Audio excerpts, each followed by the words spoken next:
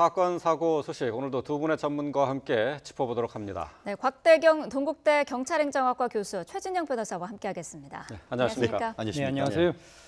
자, 앞서 리포트를 통해서 저희가 보여드렸는데요. 아이만 남겨놓고 그대로 버스가 출발한 240번 버스 사건입니다. 자, 어제에 이어서 오늘도 논란이 뜨거운데요. 자, 이 사건의 시발점은 아무래도 이제 목격자가 이 인터넷에 그 목격담을 올리면서 시작된 것 아니겠습니까? 네, 그렇습니다. 같이 이제 버스를 타고 있던 승객 중에 한 사람 같은데요. 예. 이 사람이 이제 서울시 버스 조합의 홈페이지에다가 내가 이러저러한 일을 목격을 했는데 네. 상당히 버스가 급하게 출발하는 바람에 굉장히 아이 엄마가 난처한 그런 어떤 상황에 이제 도달을 했다. 예. 그걸 갖다가 이제 이야기하면서 좀 버스 기사를 탓을 하는 그런 어떤 글들을 올린 겁니다. 제일 예. 중요한 것은 이제 그 승객의 안전인데요. 네.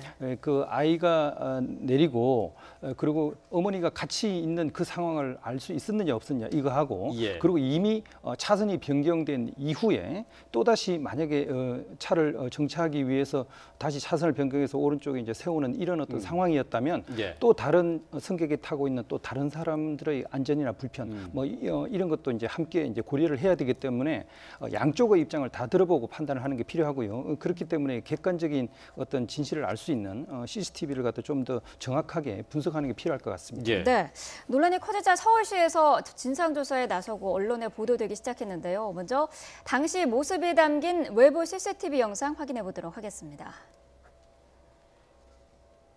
네. 화면을 한번 다시 보죠. 예. 네. 자, 퇴근 시간인 오후 6시 반입니다. 서울 건대역 버스 정류장으로 240번 버스가 들어오죠. 승객 10여 명이 차례로 내리는데요. 자, 문이 네. 닫히기 직전에 7살 여자아이가 뛰어내립니다. 자, 아이 엄마가 여전히 버스 안에 타고 있었고 내려달라고 요청을 했지만 버스의 문이 닫히고 출발을 하죠. 다음 정류장에 도착한 뒤에 버스가 문을 열어줬다고 합니다.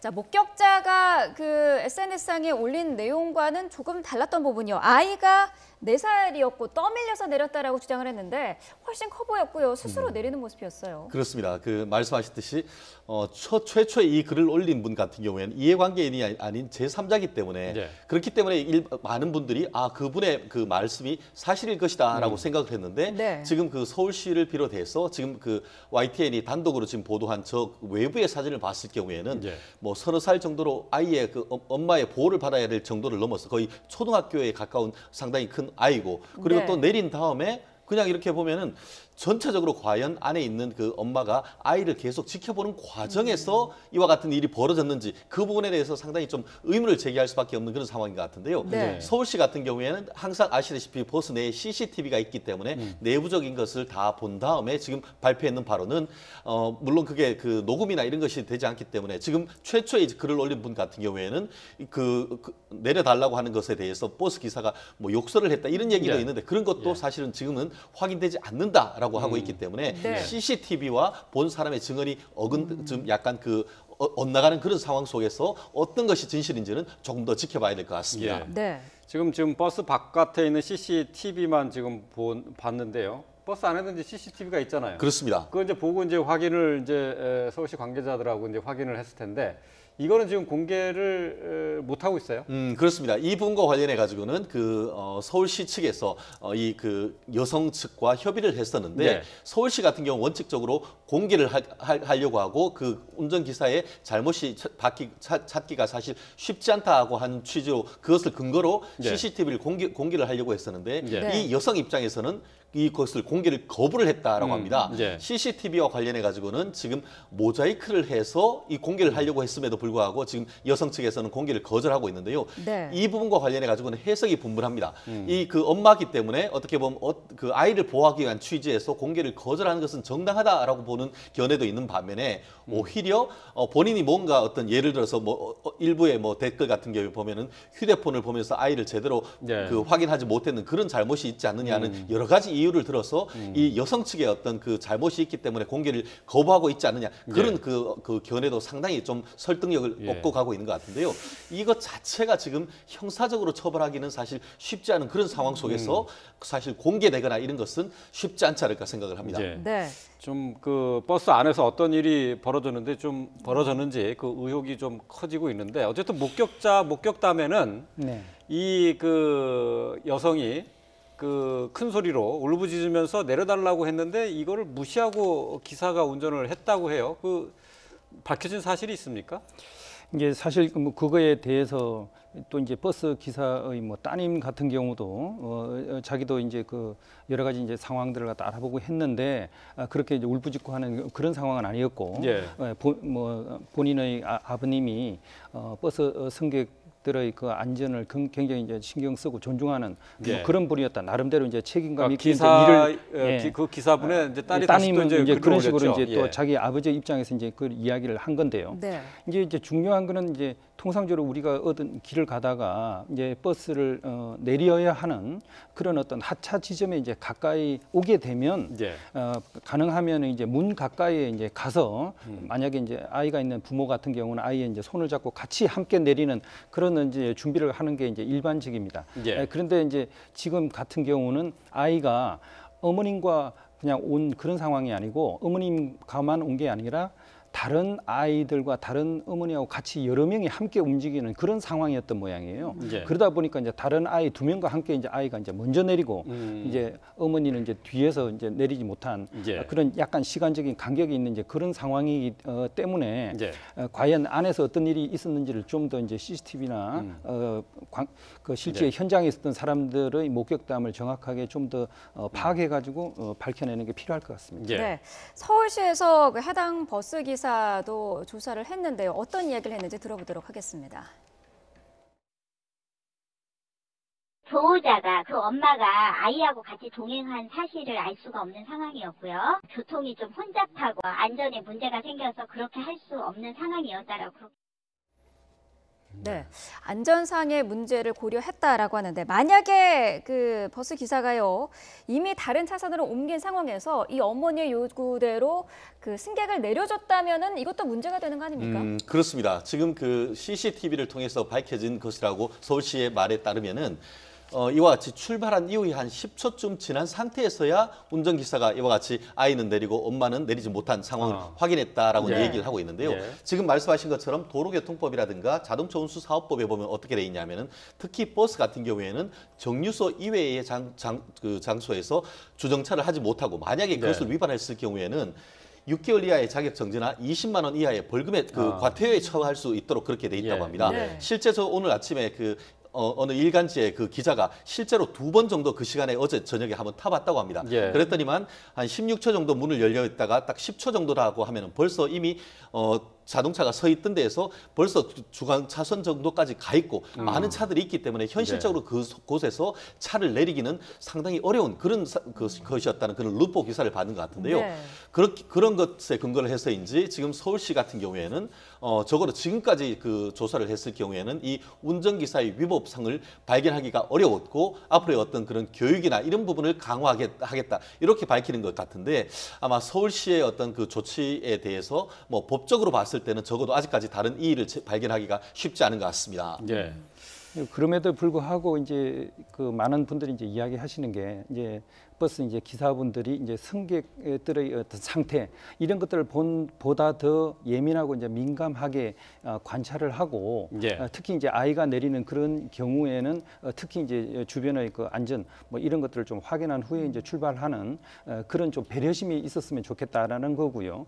그리고 또 이제 이 아이 엄마 같은 경우도 버스 기사가 굉장히 많은 사람들을 지금 싣고 다니는 그런 대중교통이기 때문에 자기 혼자의 어떤 편익이 아니라 다른 사람의 그 안전과 편익을 생각해서 좀 아이를 갖다가 자기가 직접 데리고 내리는 그런 행동을 하는 그런 배려심 이런 것들이 이제 양쪽 다 좀 필요한 게 아닌가 그런 이야기를 할 수가 있겠습니다.